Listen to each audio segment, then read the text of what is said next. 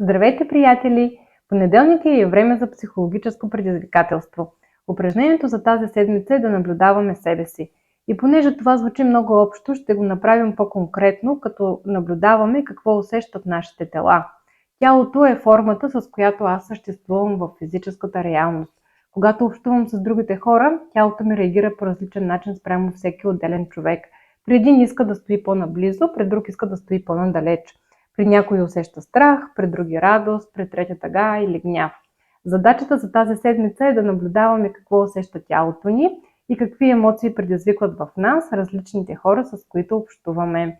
Например, когато разговаряме с някой, вместо да наблюдаваме него, да се преместим фокуса върху себе си. Какво се случва с мен, когато разговарям с този човек? Искам ли да се приближа? Искам ли да се отдалеча? Мога ли да различа каква емоция имам в този момент?